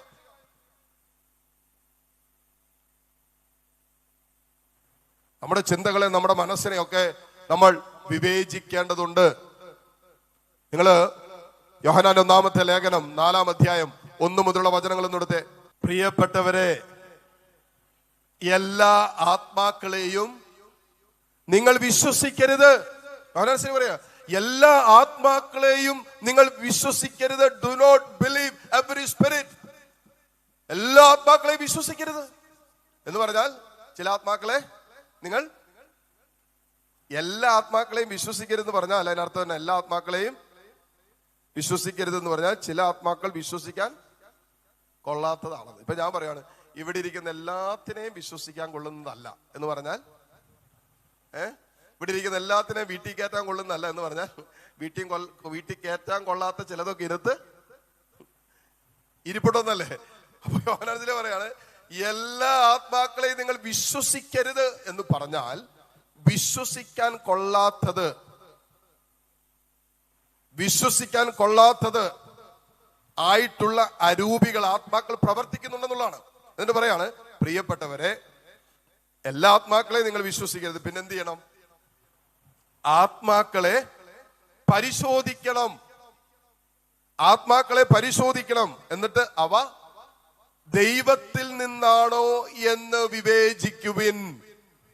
കേൾക്കണേ, നമ്മൾ എന്താ ചെയ്യണമെന്ന് ചോദിച്ചാൽ, നമ്മുടെ ശരീരത്തെ പീഡിപ്പിച്ചുകൊണ്ടിരിക്കുന്ന, മനസ്സിനെ പീഡിപ്പിച്ചുകൊണ്ട്, നമ്മുടെ ആത്മാവിനെ പീഡിപ്പിച്ചുകൊണ്ടിരിക്കുന്ന ശത്രുവിന്റെ വ്യാപാരങ്ങളെ നമ്മൾ തിരിച്ചറിയുമ്പോൾ നമ്മൾ ചെയ്യേണ്ട ഒരു ദൈവ പൈതൽ എടുക്കേണ്ട ഒരു സ്റ്റാൻഡ്, നിരന്തരം നാം വിവേചിക്കേണ്ടതുണ്ട് നമ്മളിൽ പ്രവർത്തിക്കുന്ന അരൂപി ഏതാണെന്ന്. ഉണ്ട്. ഇന്ന് രാത്രി നിങ്ങൾ കിടന്നുറങ്ങാൻ പോകുമ്പോ, നാളെ ശുശ്രൂഷയ്ക്ക് വരുന്നത് വരെ പ്രാർത്ഥിക്കാൻ ഒരു വിഷയം ഞാൻ പറഞ്ഞു തരാം. സുഹൃത ജപമായിട്ട് ചൊല്ലാൻ ഒരു പ്രാർത്ഥന ഞാൻ പറഞ്ഞു തരാം. കർത്താവേ, ഞങ്ങൾക്ക് വിവേചനത്തിന്റെ വരം തരണമേ. എന്നതാ? എന്തിന്റെ? വിവേചന വരം. ആത്മാക്കളെ വിവേചിച്ചറിയാനുള്ള വരം തരണമേ എന്ന്. ഇന്ന് നമ്മൾ എത്ര പെട്ടെന്നാണ് നമ്മുടെ വീട്ടിലുള്ള കുടുംബാംഗങ്ങളിലുള്ള തിന്മയെ നമ്മൾ ഐഡന്റിഫൈ ചെയ്യുന്നത്. കഴിഞ്ഞ ദിവസം വിവാഹം കഴിഞ്ഞാൽ അധികം നാളായിട്ടില്ല, ഒരു പയ്യൻ എന്നെ കാണാമോ നോമ്പതുകൊണ്ട്, എൻ്റെ അച്ഛാ, എന്റെ ഭാര്യക്ക് എന്തോ പിശാച് കയറിയിട്ടുണ്ട് അച്ഛാ. നിനക്കാരും മനസ്സിലായി? നിസ്സാര കാര്യങ്ങൾ പറഞ്ഞ് തുടങ്ങുമ്പോ വലിയ കുഴപ്പമില്ല, കുറച്ച് കഴിയുമ്പോൾ അവളുടെ മുഖഭാവമൊക്കെ അങ്ങോട്ട് മാറുക. പിന്നെ അവള് വേറൊരു രൂപം അവളുടെ. അപ്പൊ അമ്മായിയമ്മയുണ്ട്, അമ്മായിയപ്പനുണ്ട്, അവന്റെ അപ്പനും അമ്മയൊക്കെ വീട്ടിലുണ്ട്. എൻ്റെ അച്ഛൻ്റെ അപ്പനോടും അമ്മയോടും പറഞ്ഞ കാര്യങ്ങൾ കേട്ടിട്ട് ഞാൻ അവളുടെ അടുത്തേക്ക് അവൾക്ക് ടൊറ കൊടുക്കണമെന്ന് വിചാരിച്ച് ചെന്നതാ. പക്ഷെ അവൾ എന്നേക്കാൾ ഫാസ്റ്റ് ആയിരുന്നു. അവൾ എനിക്ക് ടൊറണം. ഇവന് ഏറ്റവും വലിയ വിഷമമായത് എന്നാന്നറിയോ? ഇവന്റെ അപ്പന്റെയും അമ്മയുടെയും മുമ്പിൽ വെച്ച് ഇവനെ തല്ലി. ഇതാണ് ഇവന്റെ ഏറ്റവും വലിയ വിഷമം. അവന്റെ ഈഗോ ഹേർട്ടായി. പോരെ എൻ്റെ അച്ഛ, കല്യാണം കഴിഞ്ഞിട്ട് അധികം നാളൊന്നും ആയിട്ടില്ല.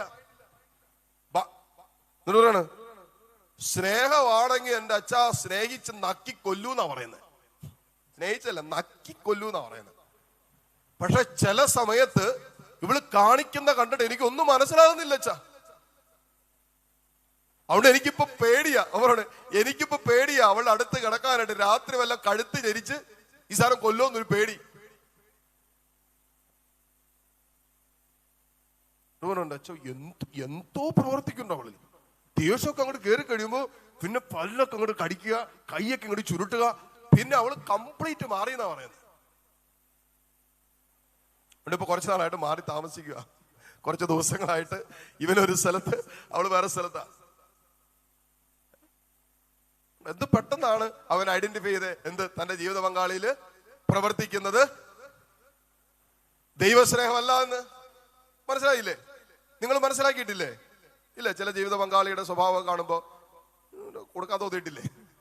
എന്തുകൊണ്ട്? എന്ത് സാധനമാണ് ഇത്? ചില പിള്ളേരുടെ കാണുമ്പോ എന്താ എന്തൊരു സാധനം, എന്തേ കാട്ടിക്കൂട്ടുന്നേ. ചിലരൊക്കെ തിന്മ പ്രവർത്തിക്കുന്നതിന്റെ ഒരു അടയാളമാണ് പ്രാർത്ഥിക്കാൻ തുടങ്ങുമ്പോ,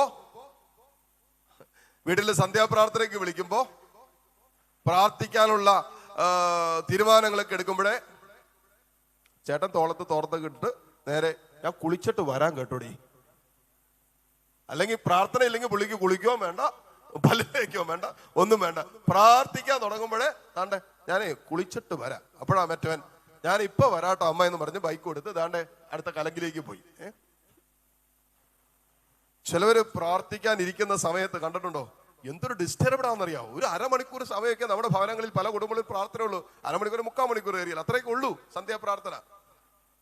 അയ്യോ, പ്രാർത്ഥിക്കാൻ ഇരിക്കുമ്പോഴേ ചെവിയിലിട്ട് കുത്തുന്നു, തല ചൊറിയുന്നു, വാലിട്ട് കുത്തുന്നു, പിന്നെ ആ ഫോൺ അവിടെ വെച്ചേക്കുന്ന ഇടയ്ക്ക് ഫോൺ എടുത്ത് നോക്കുന്നു, വീണ്ടും കംപ്ലീറ്റ് ഏതാണ്ട് റെസ്റ്റ്ലെസ് ആണ്.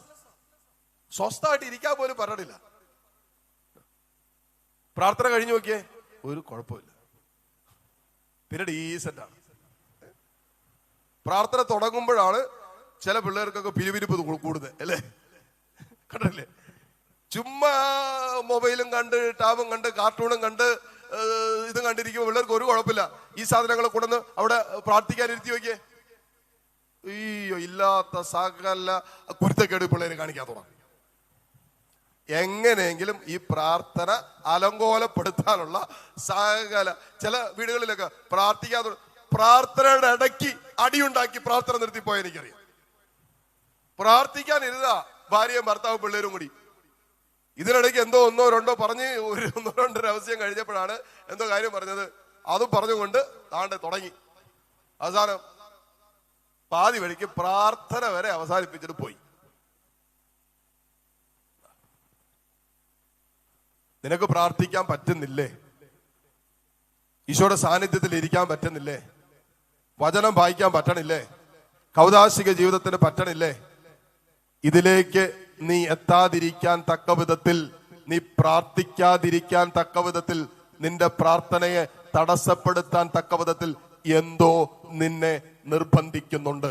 അതറിയുന്നല്ല. ഹല്ലേലൂയ. പ്രാർത്ഥനയുടെ മനുഷ്യരെ പിശാചിന് തൊടാൻ പറ്റാത്തത് കൊണ്ട് പിശാചാദ്യം അടിക്കുന്ന നമ്മുടെ പ്രാർത്ഥനാ ജീവിതത്തെ ആയിരിക്കും. ഒരു കുടുംബത്തിൽ പിശാചിന് ഇറങ്ങി പ്രവർത്തിക്കണമെങ്കിൽ ആ ദാമ്പത്യത്തിൽ, ഒരു കുടുംബത്തിൽ, കുടുംബ ബന്ധങ്ങളിൽ അതിനെ ശിഥിലമാക്കാൻ ശത്രു ആഗ്രഹിച്ചാൽ അവരാദ്യം അടിക്കുന്നത് നമ്മുടെ പ്രാർത്ഥനാ ജീവിതത്തെ ആയിരിക്കും. ഒരു സംശയമില്ല. ദാമ്പത്യത്തിൽ പ്രാർത്ഥന മുറിഞ്ഞോ ഏതാനും നാളുകൾക്കുള്ളിൽ ആ ദാമ്പത്യം മുറിയാൻ സാധ്യതയുണ്ട്. കുടുംബത്തിൽ പ്രാർത്ഥന മുറിഞ്ഞോ ഏതാനും നാളുകൾക്കുള്ളിൽ ആ കുടുംബ ബന്ധങ്ങളിൽ അസമാധാനവും അസ്വസ്ഥതയും കടന്നു വരാൻ സാധ്യതയുണ്ട്.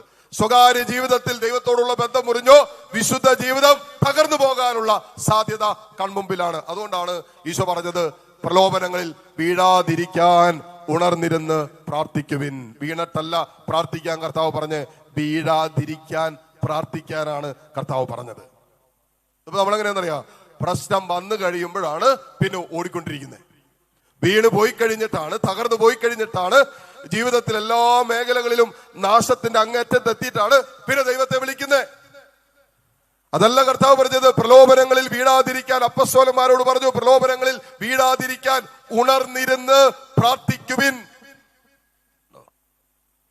പ്രാർത്ഥനയിൽ ഉണർവ് പാലിക്കാൻ പറ്റുന്നില്ലെങ്കിൽ നമ്മുടെ പ്രാർത്ഥനയുടെ ഉണർവ് നഷ്ടപ്പെടുത്തുന്ന, അതിന്റെ മേൽ ഒരു ശത്രുവിന്റെ ഒരു അറ്റാക്ക് ഉണ്ട് എന്ന് നമ്മൾ അറിഞ്ഞിരിക്കുന്നത് നല്ലതാണ്. ഉറക്കെ പറഞ്ഞേ ഹല്ലേലൂയാ, പറഞ്ഞേ ഹല്ലേലൂയാ, ഹല്ലേലൂയാ, ഹല്ലേലൂയാ. അതുകൊണ്ട് നമ്മുടെ കുടുംബങ്ങളുടെ മേൽ, അതുകൊണ്ടാണ് ശത്രു, പുരാതന സർപ്പം ആദ്യം കയറി വന്നത് ഒരു ദാമ്പത്യത്തിലേക്കാണ്, ഒരു കുടുംബത്തിലേക്കാണ്. നമ്മുടെ കുടുംബങ്ങളിൽ ഏതെല്ലാം രീതിയിലാണ് ശത്രു അസമാധാനത്തിന്റെ വിത്ത് വിതയ്ക്കുന്നത്? എത്ര കുടുംബങ്ങളിലാണ് ഇന്ന് ഭിന്നിച്ച് കഴിയുന്നത്, കലഹിച്ച് കഴിയുന്നത്? സമാധാനമില്ല, സ്വസ്ഥതയില്ല, പ്രാർത്ഥനയില്ല, ഭയപ്പെട്ട് ആകുലപ്പെട്ട് ഒത്തിരി തിന്മയുടെ സ്വാധീനങ്ങൾ പ്രവർത്തിക്കുന്ന കുടുംബങ്ങൾ, ശാപഗ്രസ്തമായ അവസ്ഥയിലേക്ക് വഴുതി വീണ ചില കുടുംബങ്ങൾ, പാരമ്പര്യമായി നിൽക്കുന്ന ചില രോഗപീഠകൾ, എപ്പോഴും ഇങ്ങനെ അപകടങ്ങൾ, അനർത്ഥങ്ങൾ, ദുർമരണങ്ങൾ, എന്തെല്ലാം അസ്വസ്ഥതയുടെ നടുവിലാണ് ചില കുടുംബങ്ങൾ പോയിക്കൊണ്ടിരിക്കുന്നത്.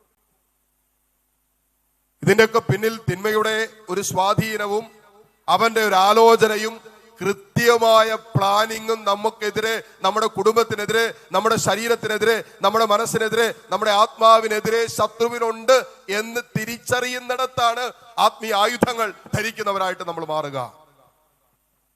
ഹല്ലേലൂയ. പറ ഹല്ലേലൂയ, ഹല്ലേലൂയ. ശത്രുവിന്റെ ഏറ്റവും വലിയ കെണി എന്താണെന്നറിയോ? ഗലാത്യ 3:3 എഴുതി വെച്ചിട്ടുണ്ട്. ഗലാത്യ 3:3, ആത്മാവിൽ ആരംഭിച്ചത് ഇപ്പോൾ ജഡത്തിൽ അവസാനിപ്പിക്കാൻ മാത്രം ഭോഷരാണോ നിങ്ങൾ? പൗലോസിനെ ചോദിക്കുകയാണ്. ആത്മാവിൽ ആരംഭിച്ചത് ആത്മാവിൽ അവസാനിപ്പിക്കേണ്ട നമ്മൾ, ആത്മാവിൽ ആരംഭിച്ചത് ജഡത്തിൽ, ലോകത്തിൽ അവസാനിപ്പിക്കാൻ മാത്രം ഭോഷരാക്കി ശത്രു നമ്മളെ മാറ്റും. അതുകൊണ്ടാണ് കർത്താവ് ചോദിക്കുന്നത്, നീ ലോകം മുഴുവൻ, ഭോഷ എന്നാ വിളിക്കുന്നത് അല്ലേ, ഭോഷ, നീ ലോകം മുഴുവൻ നേടിയാലും ഈ രാത്രികാലം നിന്റെ ആത്മാവിനെ വിളിച്ചാൽ നീ നേടിയതൊക്കെ ആരുടേതാകും? ഭോഷ എന്ന് വിളിച്ച്. അപ്പൊ ആത്മാവിൽ ആരംഭിച്ചത് ജഡത്തിലും ലോകത്തിലും ശത്രുവിന്റെ വഞ്ചനയിലും അവസാനിപ്പിക്കാൻ മാത്രം ഭോഷരാണോ എന്നാ വചനം ചോദിക്കുന്നത്. അപ്പൊ ശത്രുവിന് വളരെ കൃത്യമായ പ്ലാനിംഗ് ഉണ്ട്.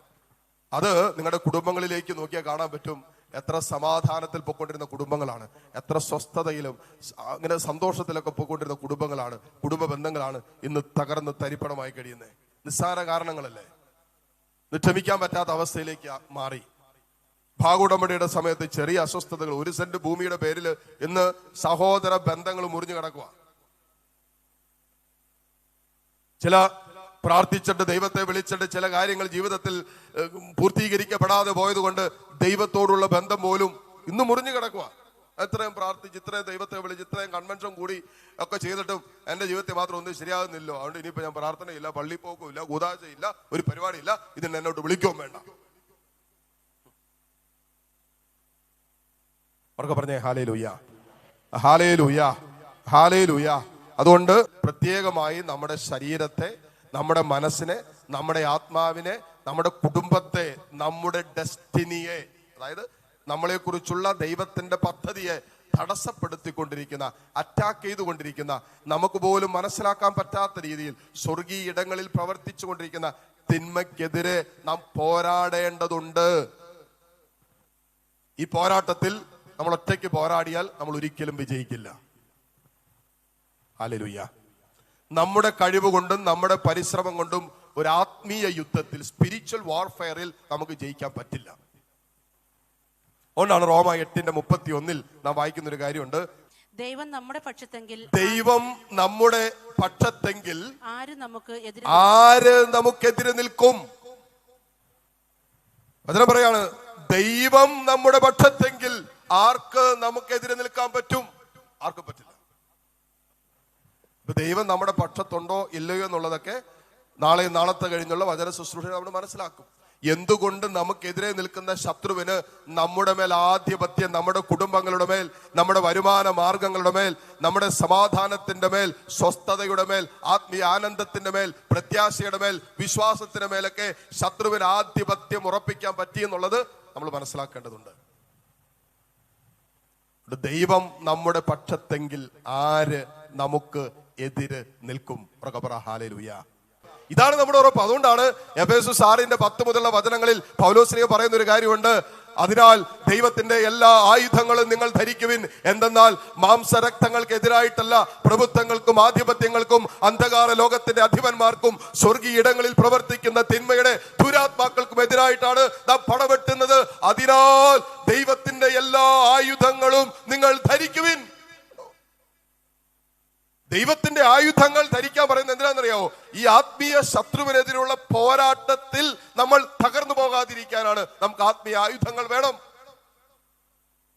ലോകം വെച്ച് നീട്ടുന്ന ഒരു ആയുധവും കൊണ്ട് നമ്മൾ ആരെയും സുരക്ഷിതരാക്കാൻ, നമ്മുടെ ആത്മരക്ഷ ഉറപ്പിക്കാൻ, പിശാചിന്റെ വഞ്ചനയിൽ പെടാതിരിക്കാൻ ഒന്നും പറ്റില്ല. കാരണം അവൻ ആത്മീയ ശത്രുവാണ്, സ്പിരിച്വൽ എനിമിയാണ്. നമ്മുടെ കണ്ണുകൾ കൊണ്ട്, ബാഹ്യ നയനങ്ങൾ കൊണ്ട് കാണാൻ പറ്റില്ല. ആന്തരിക ആത്മീയ നേത്രങ്ങൾ തുറന്നു പിടിച്ചാലേ, വിശ്വാസത്തിന്റെ നയനങ്ങൾ തുറന്നു പിടിച്ചാൽ മാത്രമേ നമ്മുടെ മേലുള്ള ശത്രുവിന്റെ ആലോചനകളെ, അവന്റെ ആക്രമണങ്ങളെ, എന്റെ ആത്മരക്ഷ അപകടത്തിലാക്കുന്ന പിശാചിന്റെ വഞ്ചനകളെ തിരിച്ചറിയാൻ നമുക്ക് പറ്റൂ. ഹല്ലേലൂയ. അതല്ലെങ്കിൽ ചിലപ്പോൾ നമ്മൾ കുടുംബജീവിതം നയിക്കുന്നവരാകാം, യൗവനങ്ങളാകാം, വൈദികനാകാം, സിസ്റ്ററാകാം, ആരുമാകട്ടെ, പിശാചിന് ആരെ വേണമെങ്കിലും വഞ്ചിക്കാം. വചനം പറയുന്നു, സർവ ലോകത്തെയും വഞ്ചിക്കുന്ന സാത്താൻ എന്നും പിശാചെന്നും വിളിക്കപ്പെടുന്ന ആ പുരാതന സർപ്പം ഭൂമിയിലേക്ക് എറിയപ്പെട്ടു. അവനോട് കൂടെ അവന്റെ ദൂതന്മാരും ഇന്ന് പണിയെടുക്കുന്നുണ്ട്. ഹല്ലേലൂയ. സങ്കീർത്തനം 91:9-10 തിരുവചനങ്ങൾ നമ്മൾ എല്ലാ ദിവസവും വായിക്കുന്ന, പ്രാർത്ഥിക്കുന്ന, ദൈവിക സംരക്ഷണത്തിന് വേണ്ടി പ്രാർത്ഥിക്കുന്ന ഒരു വചനഭാഗമാണ് 91-ാം സങ്കീർത്തനം. അതിന്റെ 9-ഉം 10-ഉം തിരുവചനങ്ങളൊന്നും എടുത്തേ. നിനക്കൊരു തിന്മയും ഭവിക്കുകയില്ല, ഒരനർത്ഥവും നിന്റെ കൂടാരത്തെ സമീപിക്കുക. ഒരനർത്ഥവും നിന്റെ കൂടാരത്തെ സമീപിക്കുകയില്ല, ഒരു തിന്മയും നിനക്ക് ഭവിക്കുകയില്ല. നിനക്കെതിരെ ഭവിക്കുകയില്ല. പിന്നെ നിന്റെ വഴികളിൽ നിന്നെ കാത്തുപാലിക്കാൻ അവിടുന്ന് തന്റെ ദൂതന്മാരോട് കൽപ്പിക്കും. വചനം പറയാണ്, നിനക്കെതിരെ ശത്രുവിന്റെ ഒരു തിന്മയും ഫലിക്കുകയില്ല, നിന്റെ കൂടാരത്തിനെതിരെ ഒരു തിന്മയും ഫലിക്കില്ല. പിന്നെയോ നിന്റെ വഴികളിൽ നിന്നെ കാത്തുപാലിക്കാൻ അവൻ തന്റെ ദൂതന്മാരോട് കൽപ്പിക്കും. സ്വർഗത്തിന്റെ സഹായത്തെ കുറിച്ചാണ് പറഞ്ഞുകൊണ്ടിരിക്കുന്നത്. ശത്രു നമ്മളെ പീഡിപ്പിക്കുമ്പോൾ സ്വർഗം എന്നും കൈ അയഞ്ഞ് നമ്മെ സഹായിച്ചുകൊണ്ടിരിക്കുക, തന്റെ ദൂതന്മാരെ അയച്ച് സ്വർഗീയ നിർദ്ദേശങ്ങൾ തന്ന് സ്വർഗത്തിൽ നിന്ന് ദൂതന്മാരെ അയക്കും എന്ന് പറയുമ്പോ ലിറ്ററലി മാലാഖമാരെ മാത്രം അയക്കുന്നല്ല. നമ്മുടെ അനുദിന ജീവിതത്തിൽ, വിശ്വാസ ജീവിതത്തിൽ, വിശുദ്ധ ജീവിതത്തിൽ പിടിച്ചു നിൽക്കാൻ തക്ക വിധത്തിൽ ദൈവം എത്രയോ ജീവിതങ്ങളെ, എത്രയോ ഗുരുക്കന്മാരെ, എത്രയോ ആത്മീയ ഗുരുക്കന്മാരെ ദൈവം നമ്മുടെ ജീവിതത്തിൽ നിയോഗിച്ചിട്ടുണ്ട്. ഹല്ലേലൂയ. കൊറോണ കാലത്ത് 1000 ദിവസം ഓൺലൈനിലൂടെ, അതിലൂടെയാണ് ഞാൻ ഈ സോഷ്യൽ മീഡിയയിലൊക്കെ ശുശ്രൂഷകൾ ചെയ്യാൻ തുടങ്ങിയത്. കൊറോണ കാലത്ത് കൊറോണ വന്ന് എല്ലാം അടച്ചുപൂട്ടിയിരിക്കുന്ന സമയം ഉള്ളിൻ്റെ ഉള്ളിൽ ആത്മാവ് ഇങ്ങനെ ഒരു പ്രേരണ തരുവാണ്. ആദ്യത്തെ ആഴ്ച തന്നെ ദൈവജനം എല്ലാ ഭവനങ്ങളിലാണ്. കുദാശയ്ക്ക് വരാൻ പറ്റുന്നില്ല, വചനം കേൾക്കാൻ പറ്റുന്നില്ല. അങ്ങനെ ഒരു അവസ്ഥയിൽ ജനത്തിന് വേണ്ടി എന്തെങ്കിലും ചെയ്യണം എന്ന് ആലോചിച്ച ആ ആലോചനയുടെ പൂർത്തീകരണമായിട്ടാണ് എല്ലാ ദിവസവും വൈകിട്ട് 9 മണി മുതൽ 11 മണി വരെ 1 മണിക്കൂർ വചന ശുശ്രൂഷയും 1 മണിക്കൂർ ആരാധനയും ആരംഭിച്ചു. 1000 ദിവസങ്ങൾ അത് കംപ്ലീറ്റ് ചെയ്തു, മുടങ്ങാതെ, ഒറ്റ ദിവസം മുടങ്ങാതെ. ഇതിനിടയ്ക്ക് വെച്ചാണ് ഗാരിസ്വല ശുശ്രൂഷ ചെയ്തുകൊണ്ടിരുന്ന അനീഷച്ചൻ കൊറോണ വന്ന് മരിക്കുന്നത് പോലും. ദുരിതകാലത്ത് സങ്കീർത്തനങ്ങളിലൂടെ എന്ന് പറയുന്ന ഒരു വിഷയത്തിലൂടെ 150 സങ്കീർത്തനങ്ങളുടെ ധ്യാന വിഷയങ്ങൾ കടന്നു പോകുന്നതിന്റെ 13, 14, 15 ആ അധ്യായങ്ങളിലേക്ക് എത്തി നിൽക്കുമ്പോഴാണ് അനീഷച്ചൻ മരണപ്പെടുന്നത്. അനീഷച്ചൻ ഇങ്ങനെ ഹോസ്പിറ്റലിൽ അഡ്മിറ്റ് ആകുന്നതൊക്കെ. ഈ ശുശ്രൂഷകളെല്ലാം കഴിഞ്ഞ് ഞാൻ ആ ശുശ്രൂഷയുടെ വെളിച്ചത്തിൽ, ആ വചന ശുശ്രൂഷയുടെ വെളിച്ചത്തിൽ പിന്നീടുള്ള എൻ്റെ ശുശ്രൂഷ ജീവിതത്തിൽ പലരെയും പലയിടങ്ങളിലും പല സ്ഥലങ്ങളിലും നാട്ടിലും വിദൂരത്തും വിദേശങ്ങളിലൊക്കെ വെച്ച് കണ്ടുമുട്ടിയപ്പോ പലരും വന്ന് പറഞ്ഞ ഒരു കാര്യം എന്താ പറയാ, അച്ഛാ, ഇന്ന് ഞാനും എൻ്റെ കുടുംബവും ജീവിച്ചിരിക്കുന്നുണ്ടെങ്കിൽ ഒറ്റ കാരണമേ ഉള്ളൂ, അച്ഛൻ അന്ന് കൊറോണ കാലഘട്ടത്തിൽ ചെയ്ത ശുശ്രൂഷയുണ്ടല്ലോ, പ്രഘോഷിച്ച വചനമുണ്ടല്ലോ, അത് കേട്ടത് കൊണ്ട് മാത്രം ഇന്ന് ആത്മഹത്യ ചെയ്യാതെ ജീവിച്ചിരിക്കുന്നു. 1-2 പേരൊന്നുമല്ല, 100 കണക്കിന് ജീവിതങ്ങളാണ് ഇന്നും ഈ ലോകത്ത് ജീവനോടിരിക്കുന്നത് വചന ശുശ്രൂഷയുടെ വചനത്തിന്റെ ശക്തിയാൽ ഉണ്ട്. കർത്താവിന്റെ വചനം അത് ഇരുതല വാളിനേക്കാൾ മൂർച്ചയേറിയതും സന്ധിബന്ധങ്ങളെ, മജ്ജയെ, മാംസത്തെ, ആത്മാവിനെ, ചേതനയെ ഒക്കെ തുളച്ചു കയറാൻ ശക്തിയുള്ളതാണ്. ഉറക്കെ പറഞ്ഞേ ഹല്ലേലൂയ, ഹല്ലേലൂയ. ഈ സൗഖ്യം, ഈ സ്വാതന്ത്ര്യം, ഈ സത്യം ഒരാത്മാവ് തിരിച്ചറിയുന്നിടത്ത് അത്ഭുതകരമായ സൗഖ്യങ്ങള്, വിടുതലുകള് ഈ ദിവസങ്ങളിൽ ദൈവാത്മാവ് നമുക്ക് തരും. ചിന്തിക്കാൻ പറ്റാത്ത രീതിയിൽ ആത്മാവിന്റെ പ്രവർത്തനം ഉണ്ടാവും. വചനത്തിൽ നമ്മൾ വായിച്ചു കേൾക്കുന്ന പോലെ ഇന്നുവരെ കേട്ടിട്ടില്ലാത്ത, ഇന്നുവരെ അറിഞ്ഞിട്ടില്ലാത്ത, അനുഭവിച്ചിട്ടില്ലാത്ത രീതിയിലുള്ള ദൈവത്തിന്റെ പ്രവൃത്തി നമുക്ക് കാണാൻ പറ്റും. കാര്യം ചെയ്ത ഹൃദയം കൊണ്ട് വിശ്വസിച്ചേറ്റെടുക്കുക. എന്റെ കർത്താവ് തന്റെ സ്നേഹത്തിൽ എനിക്ക് വേണ്ടി ഒരുക്കി വെച്ചിരിക്കുന്നതൊക്കെ അല്പം പോലും നഷ്ടപ്പെടുത്താതെ അതിന്റെ പൂർണ്ണതയിൽ സ്വീകരിക്കാൻ ദൈവമേ ഈ ദിവസങ്ങളിൽ എന്നെ, എന്റെ കുടുംബത്തെ നീ സഹായിക്കണമേ എന്നതാകട്ടെ പ്രാർത്ഥന. ഹല്ലേലൂയ. ജോബ് 1:10, ജോബിനും അവന്റെ വസ്തുവകകൾക്കും സമ്പത്തിനും ചുറ്റും ദൈവം വേലി കെട്ടി സംരക്ഷണം നൽകി.